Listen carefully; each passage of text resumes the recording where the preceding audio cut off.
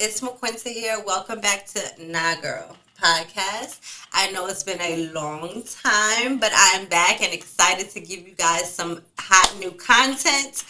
Now, this is the first episode after a long hiatus, so bear with me. A lot of new things have been going on, but I'm excited. So we'll jump right into social media showdown. Now, I know we normally do the social media showdown, politicking while black, music madness, the main topic in our Nah Girl moment of the week. However, we don't have politicking while black this week, but no worries. We'll be back at it next week. So, for our social media showdown, I'm going to talk about 50 Cent. Now, me personally, I love 50 Cent. But we're going to talk about his petty because we all know his petty is unmatched. So, he apparently has trademarked or allegedly trademarked Tiara Marie's I Ain't Got It slogan. Now, how this came about is Tiara Marie had a sex tape that was leaked online. 50 Cent, amongst others, released this sex tape and posted it online. Well, she targeted 50 Cent for whatever reason and did a lawsuit, brought a lawsuit against him for leaking said sex tape. He won the lawsuit and the case was thrown out. Well, because he won the lawsuit, 50 Cent in turn sued her for I don't know exactly what the purpose of it is. However, he's now suing her. Her whole thing is 50, I ain't got it to give you. Okay, so you can keep suing me. There was a tape that was floating around the internet where he served her with papers in the airport. She dropped the papers and ran. Like, I don't got it. I don't got it to give you. Move on, 50. Well, apparently 50 ain't having it. And we all know 50, like I said, his petty is unmatched. So she released a song called I Ain't Got It. And I guess I haven't listened to the song yet, but I am kind of interested to see exactly what she's talking about. But basically, I guess she's explaining to 50 Cent, I don't have the money that you're suing me for. Well, Tiara Marie did not trademark this slogan. Now, the bad thing about it is a lot of people from what I've seen online have loved this saying. I mean, me personally, I kind of like it too because we've all been there where we just don't got it to give, or we're struggling and we're trying to make it and we're trying to make it seem like we're okay, but we're really not. Well, the petty prince slides in again and says, okay, Tiara, you didn't want to trademark your line, I ain't got it. So he trademarked her line, I ain't got it. Can you imagine? Now, I wasn't too sure whether this was true or not. So being the person that I am, of course, I Googled it. And if you go on his gunitsbrands.com, I believe is his website, but where he sells his G Unit products, he has products, t-shirts, a phone case, and I guess he kind of flipped it, and so his line is I ain't got it, and then there's a 50 on the side of it. So he trademarked her line and now is counteracting her song against him. With 50, you can't win. It's better to just leave him alone and move on. So, with that being said, we'll move right along to Wendy Williams. Now, everyone knows what's going on with Wendy Williams. I kind of feel bad for her. But then again, I don't, because she's made a business out of talking about people's bad circumstances and things that they have going on in their life. I mean, recently she called Nick Cannon's baby a oops baby. Now, ironically, she has an oops baby or a step oops baby. But anyway, I thought it was really great that the ladies from The View and The Talk came together to kind of give her support and lend her support woman to woman and just say, hey, we stand with you, Wendy Williams, and we hope things work out between you and your husband, that she has now filed for divorce. Me personally, I don't think she's going to divorce the man. And allegedly, they're saying that she's going to file for the divorce, and I guess they're going to split, but she's going to keep him active as one of the producers or whatever his role is on the show. I mean, kind of seems like she's trying to keep close ties without actually severing the ties.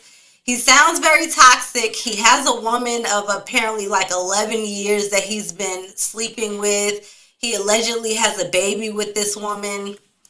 Just cut it off, Wendy, and best of luck to you, and don't let him drag you down, because apparently now she's relapsed on her drugs and her alcoholism or whatever it is she's going to this halfway house for.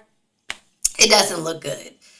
But we'll keep you updated on what's going on with that.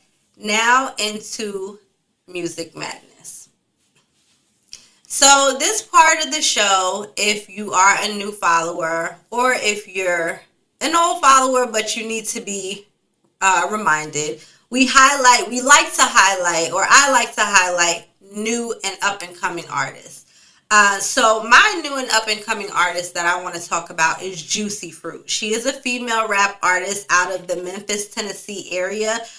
She signed to the Loyal 100 Entertainment production company. And I think she's a really dope artist. I really love her flow. It's really gritty. It's really hard. It's really rough. She's, like a lot of rappers prior to her, male or female, has gone through a lot. She witnessed the father of her child being murdered in front of her. And I just really love her music. I think she's being backed by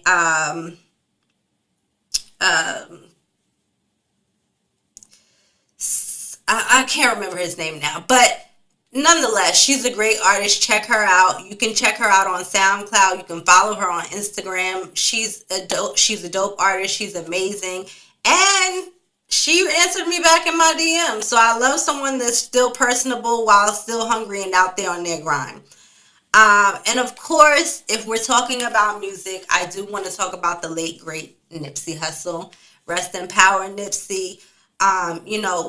With his passing, to me, it just doesn't make sense. And I listen to The Breakfast Club, which is a New York-based radio station, but they are syndicated in a lot of different areas. And one of the co-hosts, Charlemagne the God, said he feels like it's a glitch in the Matrix.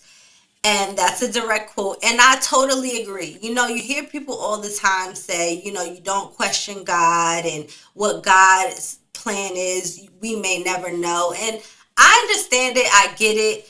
But sometimes things just aren't supposed to be. And I know that with his passing, a lot of people have been motivated to do great things in the community and get out there and live the life that he was living in his spirit. But I think that he would have motivated people to do that even with him being here. So to me, it just doesn't make sense. And for all the people that are downing or critiquing people for being proactive in what he stood for, even though they didn't know his music or listen to his music or weren't a fan or didn't even know who he was until after his passing. Let me read a line from his recent album release, and it's a line from Kendrick Lamar, and the line goes, and I quote, "My nigga L said you do a song with Nip, he a better Crip. I said he a man first. You hear the words out his lips." That line in itself speaks to who Nipsey Hussle was. He was a man first. He was a man of his community first. Before the music, before him being a Crip, before him gang banging or whatever you want to call it, there are people out here that loved him for who he was as a man and what he did for the community and what he stood for in the community. So please stop downing those people that are bigging Nipsey Hussle up for who he was as a man, even though they did not know who he was musically, as a musician, as a rapper. It doesn't matter. At the end of the day, a man lost his life, and a man who was doing great deeds for the community lost his life, and he left behind children and a wife. So again, rest in power to Nipsey Hussle, and may the marathon continue. Now we're going to move along to the main topic. Now, this topic holds dear to my heart because it's part of the reason why I had to leave you guys and I haven't been able to record in such a long time. It kind of speaks to what Nipsey stood for as a man and as a human being, and kind of what we're all talking about today. Again, I reference Charlemagne the God, and from the Breakfast Club morning show at Power 105.1 in New York City. He's doing a lot of things in the community, talking about depression and going to seek therapy. And I think it's really important to touch on this topic. I didn't want to come back to you guys and talk about something that was so heavy, but I thought it was important. So we'll get this heaviness out of the way, and then we can go back to having fun and laughs and doing all the good things that you guys enjoy so much in the first half of Nah Girl podcast. So I'll kind of take you back a little bit. At the time that we were originally recording, and I say we because, again, if you were following before, I had a co-host, and as you can see, I'm by myself. No love lost, no bad blood. It just didn't work out logistically for us to do it together. However, at the time, I was working a job and we were doing the podcast in our free time, and we kind of thought it was just a good idea because a lot of times we would be at work and on break, and we would just be talking about a lot of different things and things that were important to us. And a lot of our debates would get heated, and that's what I loved. It would get heated and we would disagree, and we would come back and we would agree, and then we would agree to disagree. And again, it was all love. So shout out to Harmony. She's no longer with us, but that's still my girl. We were working at Bank of America in Kennesaw, Georgia, for anyone who knows where that is. Now, at that particular time, we were working in the fraud department, and it was a pretty decent job. It wasn't, I won't say it was the greatest, but it was comfortable. And I'll go more into detail on what I mean by it was comfortable. But again, we worked in the fraud department. My hours were 7 to 4:30. I worked Sunday through Thursday. Great schedule. I get to have my weekends. I get to get off early, enjoy the sunshine in the summertime. Here in Georgia, we have great weather, aka hot weather. So you get to have a good time. And I was just comfortable. The only day that was tough for me was Sunday. Everybody's in bed, lazy day, everyone gets to relax, and I'm heading into work to check out people's credit cards accounts and see if there's fraudulent activity or not on these people's credit card accounts. And it was kind of tough. I didn't really like the people that I worked with. I did not like my manager. And it wasn't anything about the business that I didn't like. It was the people that I was around. And it had gotten to a point where, I'm going to get a little personal, I had gone to get my annual exam at the gynecologist, which, ladies, please go get your annual exam every year at the gynecologist, please. And I had taken an STD testing. And she said, okay, well, if everything's fine, you won't hear from us. If we see something, we'll give you a call. Now, we all know how that goes. We're waiting on pins and needles, hoping that we don't get this phone call. I get a phone call. So I'm like, okay, why are you calling me? So I answer the phone, and she's like, hey, how are you? Have you been feeling tired? And I'm like, okay, you said you would call me if there's a problem. I don't give a damn about me being tired, being sleepy, being fatigued. Just tell me what's wrong with me and get to the point, please. So I was like, I mean, I don't know. Like, I work a job and I'm stressed out. I'm always tired. So she's like, okay, because your vitamin C level or vitamin D levels were really, really low.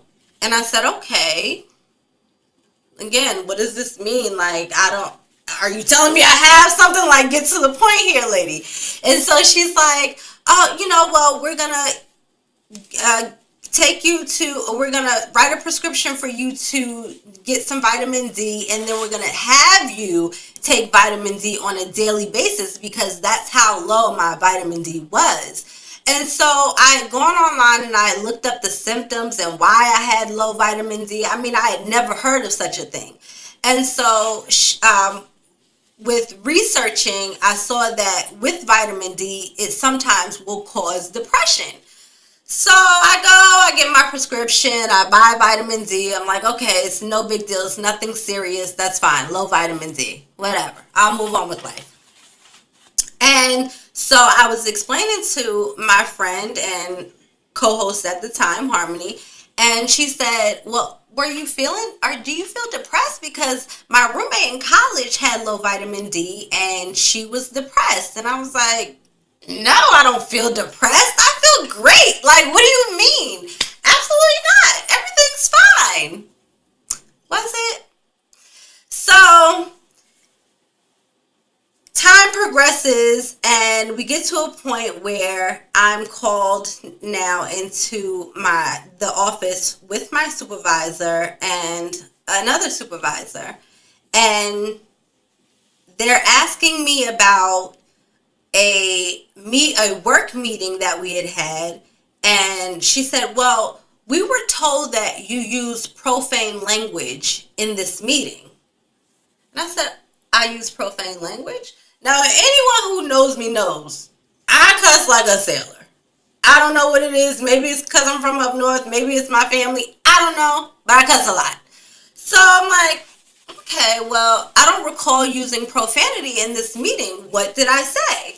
And she says, well, you said we ain't learned shit in this meeting anyway. That's a direct quote. I said, okay, well, that doesn't really sound like me. Now, I am harsh. I am brash. I am. But that doesn't sound like me. So I said, I didn't say that. She said, well, we have several witnesses that say you said that. I said, okay, well, I don't know what you want me to do. She said, okay, well, we'll discuss this and we'll get back to you in a couple days. I said, okay. So a couple days pass.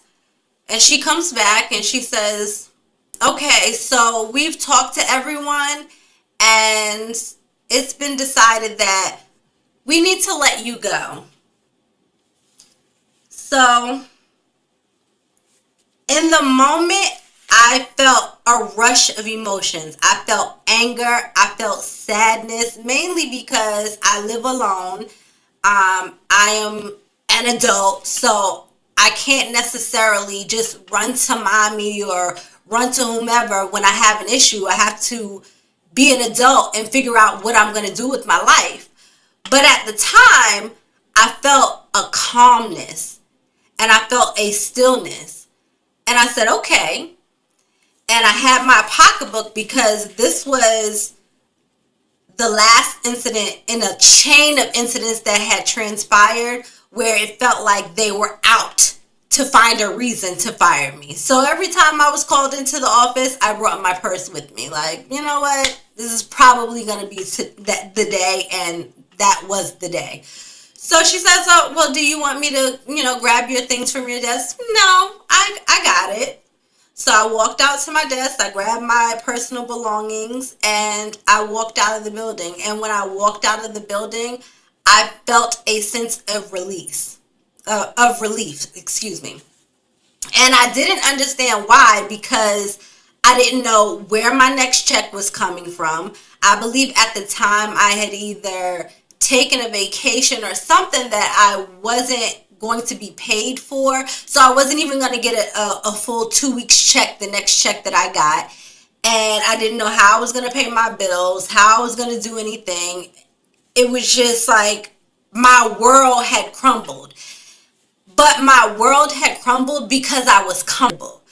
I was comfortable with having a Sunday through Thursday schedule. I was comfortable with working from 7:30 to 4 p.m. and I could get off and I can enjoy my day, and I didn't like my job. It was mind-numbing work. Nothing that would really stroke my brain or give me anything to think about. And I love research. I love having in-depth conversations. I think that's why me and Harmony would have those in-depth conversations at work, because we were similar in that instance where it's like we need something to talk about. We need something to stimulate us, and our job just wasn't stimulating us. And I would tell her often, I need to get out of here. Was I filling out applications? No. Was I looking at what I wanted to do with the rest of my life outside of this job? No. I had a 401k at this job. I was making a decent check. I loved my schedule. And if I had to deal with piss poor coworkers to keep all of those things, I was willing to do it. And I say all of that to say, when you're comfortable and when you know that this is not where you should be and where you want to be, whatever you believe in, whether it's God, whether it's Buddha, whether it's Allah, whether it's the spirits that may be, whatever you believe in, it's going to push you, it's going to force you out, and it's going to make you stand up, take notice at what's going on around you, and say, hey, this is not it. You need to do better. So at the time, I had gotten fired. Now, you say, okay, well, you got fired. Some people have been fired several times. I have been working consistently, I would say, since the age of 17. I had working papers, working at McDonald's, Burger King, things like that, but, nothing of real substance. But consistently since 17, and ironically, my first real job was at Bank of America at 17. So you say 14 years or so of consistent work that you've been doing. I've never in my life been fired.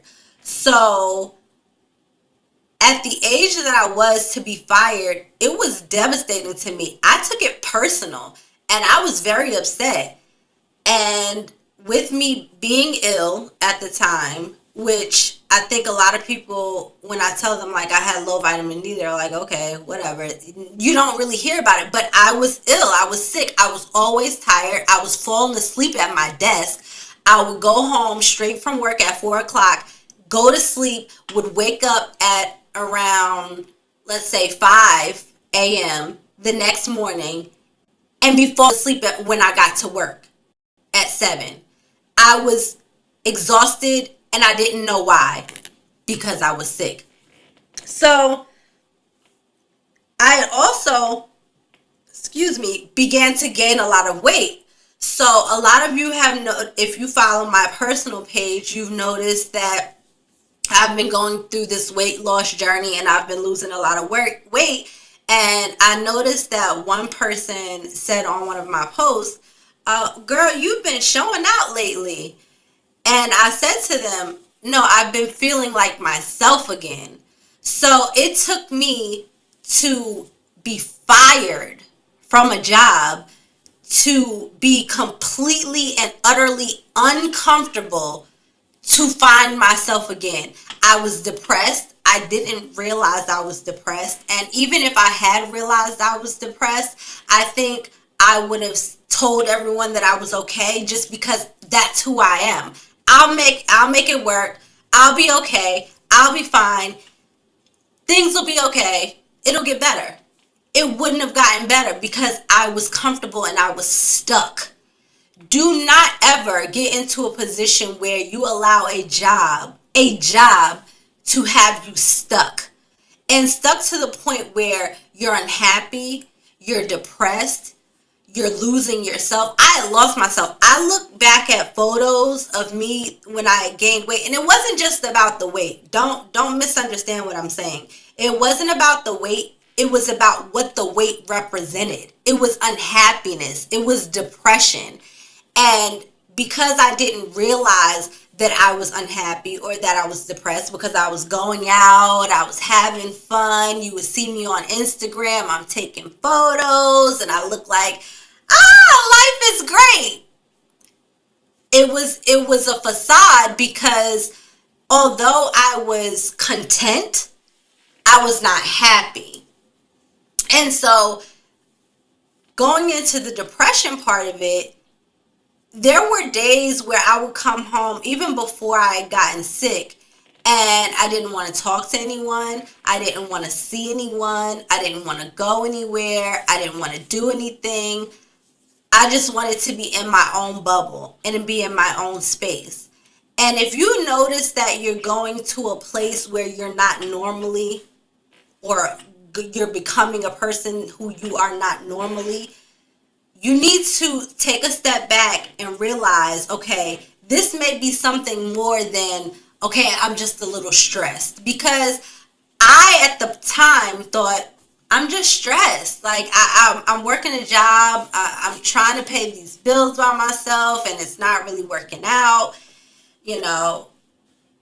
And so I just thought it was just natural stress. I mean, we all know that we have stress. I don't care how much money you make. A lot of Americans are living well above their means. So stress is just natural within the American community. So I just thought I was stressed.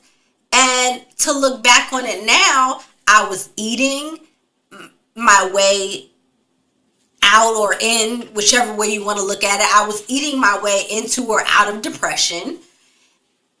And I was trying to fight and find myself again, but I was so far gone that I didn't even know where to look for myself. So after I had gotten fired, I went on a manhunt, of course, trying to find a job, because I need somewhere to work. I need somewhere that's going to fund my lifestyle. I live alone, like I said. I had a car note. I have utilities. I have just normal everyday things that we have to take care of. And I don't have anyone that's going to sustain my lifestyle aside from me. So I went on this long hiatus of, just trying to find a job. Well, I looked up and I found a job that I really enjoy. And the irony of the job that I now is, for me, it is 10 times more stressful, 10 times more hectic. From day to day, I don't know what the day is going to be like. I don't know what's going to transpire. I don't know what I'm going to have to do, but I enjoy it. And I find myself smiling more. I made a post a while back, and again, if you follow me personally, you may remember, but I said, I find myself just smiling for no reason. And me being the jokester that I am, I said, I don't think it's because I'm happy or anything's, just that great in my life. I think I'm going crazy. But no, I think what it is that I'm truly happy now at this point. Again, stresses come and go. There are things in my life that are still out of my control. At the time that I had lost my job, I was living off of my credit cards. So I was trying to pay my rent, trying to pay my utilities, trying to put gas in my car, trying to do anything I could to keep my head above water, and living off of my credit cards. Well, you can imagine living off of your credit cards and not having a job to pay those credit cards, what that did to my credit score, what that did to what I was trying to create and build. And going back to me being comfortable again, at the time, like, I was building my credit and I was getting credit cards and I was paying them off, and I was like, okay, yeah, like, I'm really doing it. Like, I'm getting my life together at this comfortable ass job that the people hate me, and I don't know why they hate me, because I'm doing a great job at this job, which I was, at the top of the charts as far as performance was concerned, but it wasn't the right fit. And so now looking in hindsight, there are certain things that aren't necessarily in place and aren't where I want them to be, but health wise, I'm much more healthy. And so I know a lot of people are talking about depression and, seeking therapy. And I wish I had sought out therapy at the time, but I didn't because I didn't think I was depressed. I didn't think anything was wrong. But I wish I had done that. And I would encourage everyone to get a journal. Recently, I purchased a journal, and it's just a book that I got from Burlington Coat Factory, girl. It ain't nothing expensive. I don't believe in spending a lot of money for certain things. Get yourself a journal if you can't afford therapy, or if you think therapy isn't for you right now. Get a journal. You need to have a release. Get those things out of your system, because what it's going to do for you is internally it's going to eat you alive. I see a lot of people online, and you drink on a daily basis, you smoke on a daily basis. And I'm not talking about popping perks and sipping lean. I'm not talking about the hard stuff, doing hard drugs. I'm talking about your everyday, what we consider leisure drug. They're drugs at the end of the day. You are numbing the pain that is there, and it's not going to do anything but put you in an early grave. When I look back at the photos of myself going through that, and a lot of you, again, if you follow me personally, you can see where I kind of started to spiral in hindsight. And I see that in a lot of you, and it's easy for me to pinpoint it because I was there. And I'm not saying that I'm completely healed and I'm not dealing with anything emotionally at this point. That's not what I'm saying. But you have to get to a space and a place where you don't allow certain things to overshadow your internal health or your well-being as a whole. Not a job, not a friendship, not a relationship. I was talking to one of my friends the other day, and she was saying, we were talking about women with kids, and I don't have any kids personally, but she does. And I was talking about, which I mentioned on a previous episode of Now Girl, how my mother always taught me that a woman should have three lives: a life of her own, a life with her family, and a life with her husband or her spouse, or whatever you have.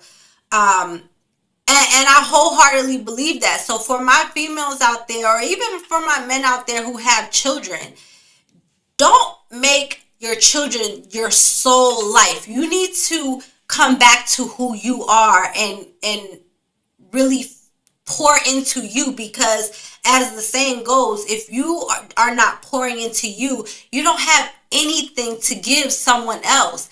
And so you become angry, you become bitter. When I was going through my depressive state and I was at that job, I was so angry all the time. And I found myself getting into a lot of pettiness and drama at work. And one thing about me is I don't like pettiness, like at all. I sometimes will delve into pettiness. Recently, I had like a petty little incident at a restaurant with this lady that was getting on my nerves, but that was something completely different. But as far as like where I work or people that I have to interact with on a day to day basis, I try to just rise above, come, do my job, go home. I don't say much, I don't speak a lot. Even at my current job, my supervisor asked me the other day, he was like, "You're shy, huh?" I was like, "No." He was like, "Well, you act like you don't want to speak." And I'm really the type of person, I speak when necessary. I speak when I have something to say. I don't just speak for no reason, just to be speaking and hearing myself talk. But, at that job, I found myself getting into a lot of pettiness. I was angry. I was walking around with this heavy chip on my shoulder, depression. And I just was dissatisfied with everything and everybody. I hated everybody. And I didn't know why. And like I said, hindsight, I realize now I didn't like myself and I wasn't happy with myself. And if you're not happy with yourself and you're dissatisfied with where you are in life, everybody out there who appears to be happy or appears to be doing well or appears to be in a position that you wish that you were in is going to aggravate you. I mean, think about the Nipsey Hussle situation. You know, that all transpired over something so frivolous because this person probably looked at what he was in the community, who he was to the community, and just hated him for that reason, for no other reason. And so we have to look within ourselves and we have to get ourselves together. Recently, you know, with everything that's happened with the murder of Nipsey Hussle, a lot of people have been talking about how they want to do better in the community and they want to become better people. And it makes me feel great to know that he has inspired so many people to do such great things. But where was this love and where was this camaraderie before that? It shouldn't take this for that to come together. And I think what it is that, you know, a lot of us are walking around, we're just dissatisfied. We're in our phones all day. We're connected to the media and we see these people with their fancy cars and their nice purses and their nice houses and their fancy cars, but you don't know what's going on behind the scenes. And so you just need to be happy with who you are. And if you are feeling like you're in a space or in a place where you're not appreciated or you don't know why you are where you are and what you're doing there, why am I still here? Why am I still stuck? Unstick yourself. Become that person that you want to be, that you see for yourself.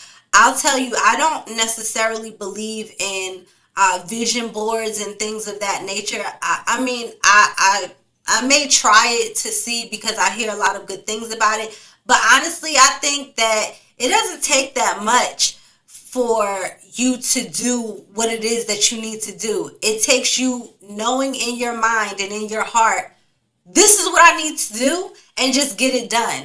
So coming back to this podcast, I'd really like to shout out my ex-coworker, guest friend now, Eric, because he catapulted me into this. I wasn't ready to come back. I wanted to come back, I will be honest.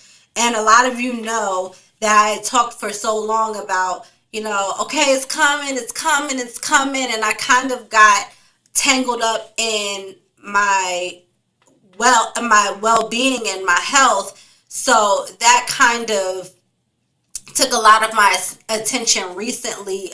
You know, I try to work out at least between 3 to 5 days a week. And so that does take a lot of my time because I look back at the photos of where I was and I never want to go back to that place. I look at that person and I don't even recognize who she was. And I'm not saying that because I was 250 pounds or because, you know, I had blemishes all over my face. That's not what I'm saying. I'm not trying to exaggerate the situation. I know there are people out here that are truly struggling with weight loss and things like that.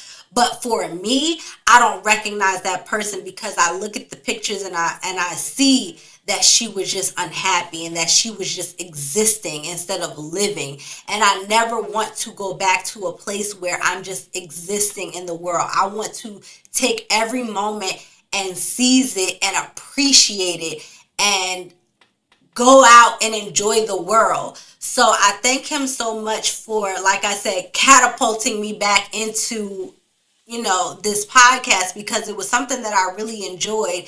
And I would say that it is my therapy because, you know, getting to come here every week and talk to you guys about frivolous things like social media or music, which I absolutely love. Anyone who knows me knows I love music. Or just about any given topic that I may decide to talk about is therapeutic for me because I get to have an outlet and then I get to hear you guys' reaction and I get to laugh and debate on how you guys feel and what you guys thought. And so it helps me out a lot. And so I really appreciate him for just saying, hey, we're gonna do this. And it just came out of the blue. Like, he hit me up and he was like, hey, I'm gonna kind of help you with something. I was like, what the hell can you help me with? Like, I haven't seen you in how many years? Like, what do we have to talk about? And so I was like, I was a little reluctant, but here goes again this moment where it's pulling me out of my comfort zone.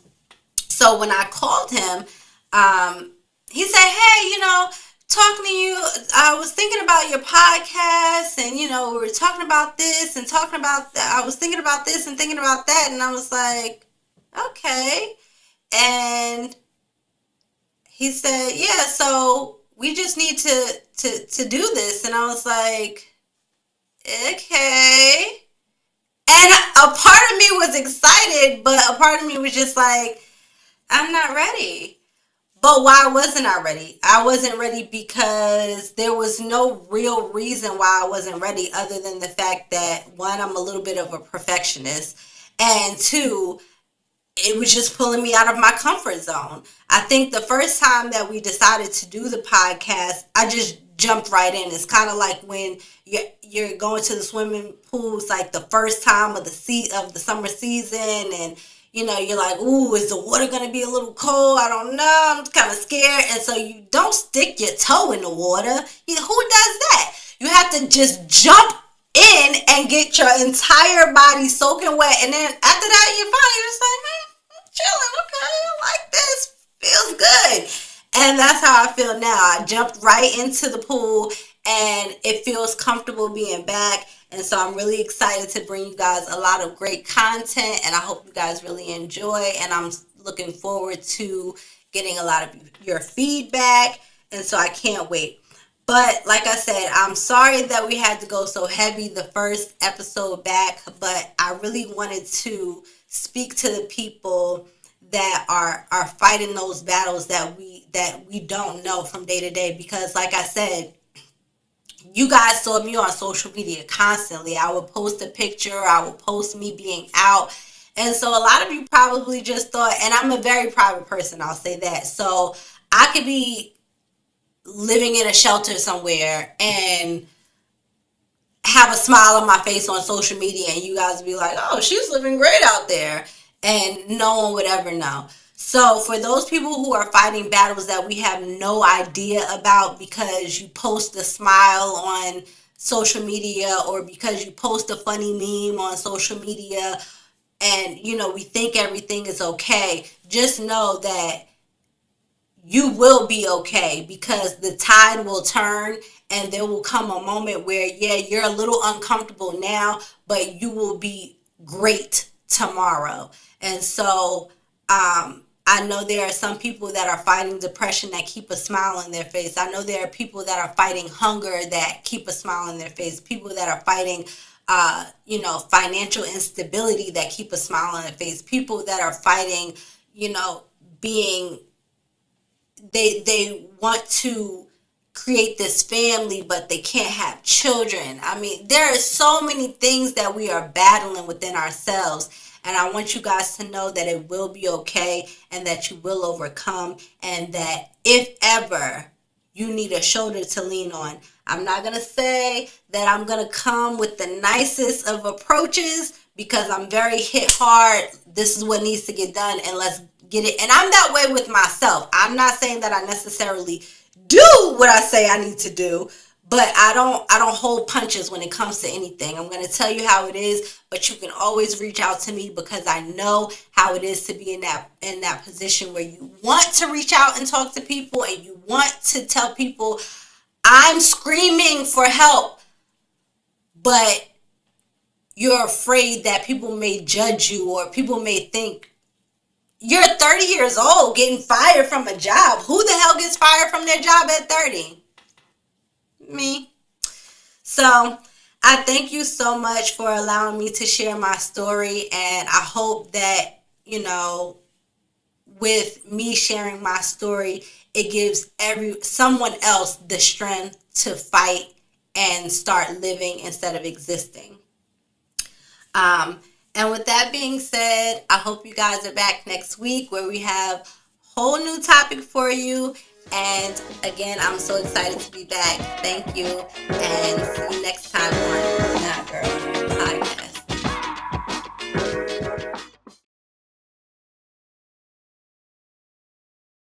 All right, so first question. In your coming back to your podcast, and you stated that you felt like you were depressed. At any point, have you sought professional help of any kind, whether that's medical or spiritual? And if not, do you think when will you get to that point?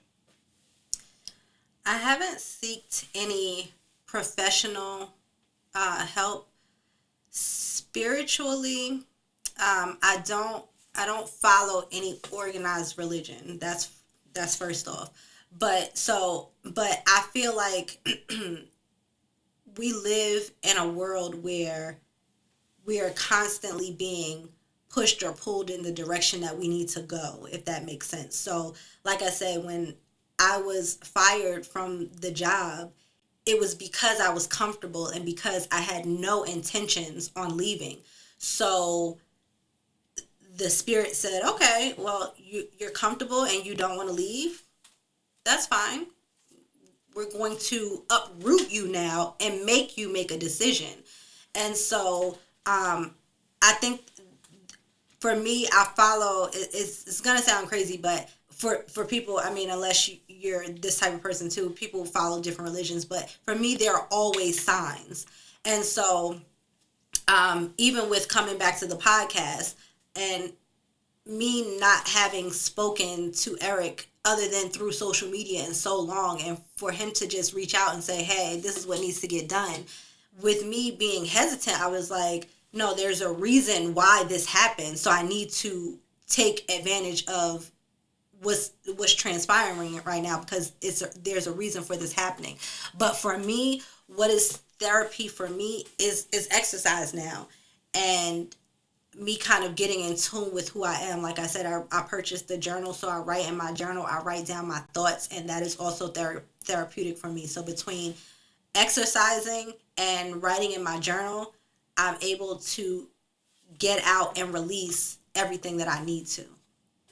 And as far as me seeking professional therapy, I'm not opposed to it at all, but I'm not seeking any professional therapy at the moment.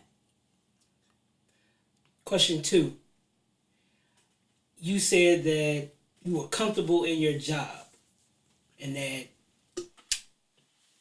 at any time did you say to yourself, yeah, it's time to go? I said to myself several times that it was time to go. Did I make the efforts to get up and go? No.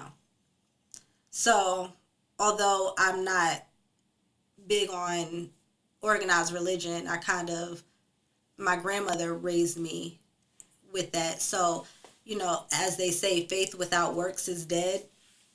Yeah, I wanted it, and I didn't want to be there, and I wanted to leave, and I wanted a way out, but I wasn't doing anything to relieve myself of that position. And so, like I said, it took the powers that be to say, okay, this is not where you want to be, and you're in essence killing yourself. We're going to just remove you. So, yeah, I said that to myself several times. Question 3. So when we worked together, I knew you as McQuinta, the girl with the smart ass mouth. What was in you that made you not snap at the people when they fired you? You said you felt this calmness. Well, that is true. I'm still McQuinta with the smart ass mouth. I think that it was just my faith that I would be okay and that this is not where you should be. It wasn't the place for me. And I don't say that to say that I am above, because there are some people that are still there that I still like and, I'm still cordial with. So it's not to say that I am above anyone that is still currently there or that was there at the time. But for me, it wasn't the place for me. So when she said, okay, we're going to have to let you go, it wasn't that I made a conscious decision not to show emotion. It's that I had no emotion to show because something was telling me you will be okay. And so I believed in that. And like I said, I believe in signs. So I wasn't going to stress. I wasn't going to be upset. As I'm walking out of the building, I called my mother and I said, Mommy, they just fired me. And she said, yeah, I kind of figured that was going to happen. I said, yeah, I'm a little bit stressed because I don't know how I'm going to pay my bills, but I feel okay. And she said, okay. So I don't know what it was. It was just the powers that be. They said you'll be okay, and I believe that I will be okay, and I'm okay. Question for a last question. Nah Girl podcast. What is it? What is it for you and to you? Nah Girl. It's a space where a young millennial such as myself, a young Black millennial such as myself, can highlight to the people things that they care about and discuss things that people may or may not feel comfortable discussing. So I know, in the world that we live in now, everything is just out in the open, whether it's sex, drugs, rock and roll, church, whatever. We're all talking about a lot of different things. So for me, it's a way to get out my thoughts and emotions because, like I said, it's very therapeutic to be able to discuss certain things. And I think it highlights, especially the politicking while Black, which, it wasn't, that was more of Harmony's expertise because she was definitely into politics. But what I loved talking to her about was politics because she was able to give me an insight that I wasn't really familiar with. And we would talk about things that affected the Black community. So again, if you know me personally, I'm Black before I'm anything. And so Nah Girl is a space for, and it's not just for women. So I know a lot of people, they're like, okay, what's the name of your podcast? And I'm like, Nah Girl. And they're like, oh, ratchet. And no, that's not what it is. We may discuss certain ratchet things like, our tagline is from righteous to ratchet. So it's for us to discuss the ratchet things, the uplifting things, the things that, I feel like us as Black people need to know what's going on in our neighborhoods and things that we may need to talk about more, but they may be taboo because, as we know, a lot of things in the Black community are very taboo. We're not going to talk about that. We're going to brush it under the rug. We're not going to say anything. And that's why we have so much trauma in our households, is because we feel like, what goes on in this household stays in this household. And, we're not going to talk about that. That didn't happen. It did happen, and we need to talk about it and release it so that we can move on and become better people. So that, to me, is what Nah Girl represents.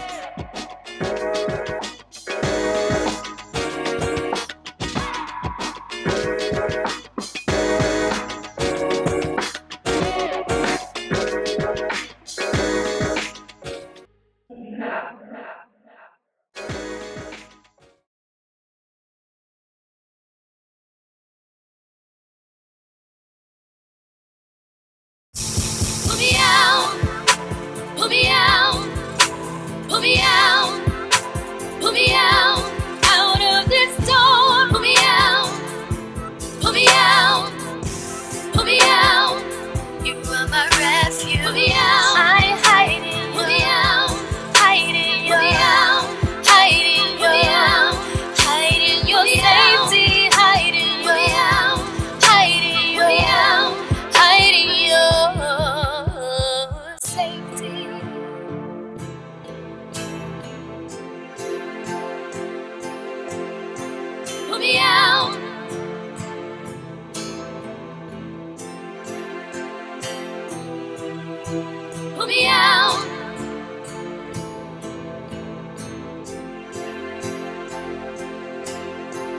me out.